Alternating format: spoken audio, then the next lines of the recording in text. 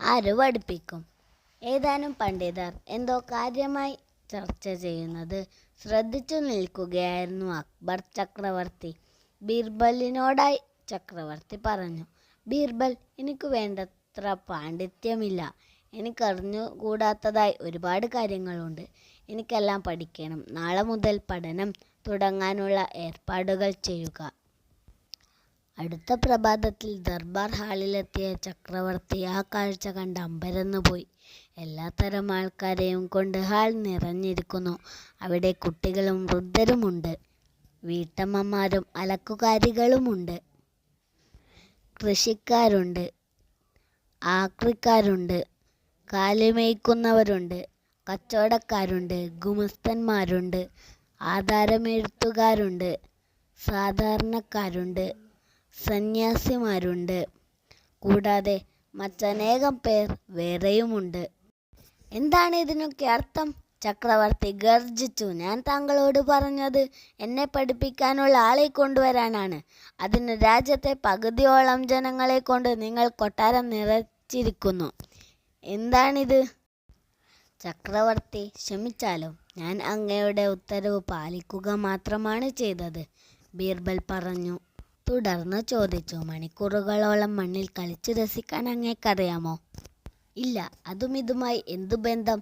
ചക്രവർത്തി കോപത്തോടെ ചോദിച്ചു. തുച്ഛമായ വരുമാനത്തിൽ ഒരു വീട് നടത്തിക്കൊണ്ടുപോകാൻ അങ്ങേക്കറിയാമോ? അതുമല്ലെങ്കിൽ വസ്ത്രങ്ങളിലെ കറ കളയാൻ? തീർച്ചയായും ഇല്ല, അക്ബർ പറഞ്ഞു. ഓരോ വിളയും എപ്പോഴാണ് നടേണ്ടതെന്നും നനയ്ക്കേണ്ടതെന്നും അങ്ങേക്കറിയാമോ? പാഴ്വസ്തുക്കളിൽ നിന്ന് പ്രയോജനമുള്ളത് തിരഞ്ഞെടുക്കാൻ അങ്ങേക്കറിയാമോ? പച്ചപ്പുൽമേടുകൾ എവിടെയാണെന്നറിയാമോ? നമ്മുടെ ഉൽപ്പന്നങ്ങൾ എവിടെയാണ് നല്ല വിലക്ക് വിൽക്കാനാവുക എന്നറിയാമോ? അതുമല്ലെങ്കിൽ കൈയെഴുത്തൊരു ചിത്രം പോലെ മനോഹരമാക്കുന്നത് എങ്ങനെയാണെന്ന്? ഇല്ല ഇല്ല ഇല്ല, 1000 വട്ടം ഇല്ല, കോപം കൊണ്ട് ചുവന്നു തുടുത്ത ചക്രവർത്തി ആക്രോശിച്ചു. അപ്പോൾ തിരുമനസ്സേ, ബീർബൽ ശാന്തനായി പറഞ്ഞു, ഈ ഹാളിലുള്ള ഓരോരുത്തർക്കും അങ്ങയെ എന്തെങ്കിലുമൊക്കെ പഠിപ്പിക്കാനുണ്ട്. ഓരോരുത്തർക്കും മറ്റുള്ളവർക്കാർക്കും അറിഞ്ഞുകൂടാത്ത ചിലതറിയാം.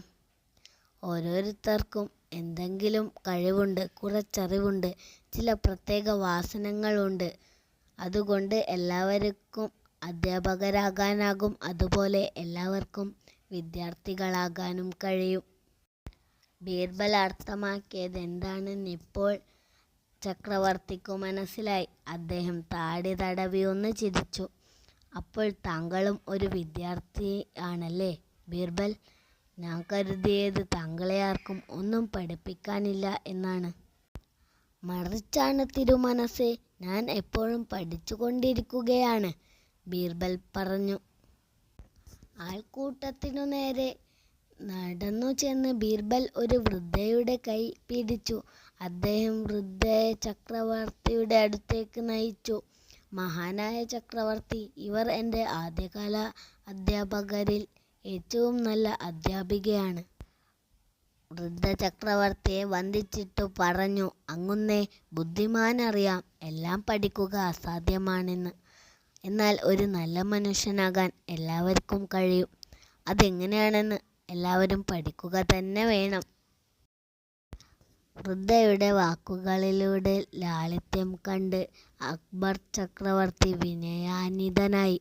വൃദ്ധയെ തലകുമ്പിട്ടു വന്ദിച്ച അക്ബർ ബീർബലിനോട് പറഞ്ഞു, ഇത്ര ബുദ്ധിമതിയായ ഒരു അധ്യാപികയെ ലഭിച്ച നിങ്ങൾ ഭാഗ്യവാനാണ്.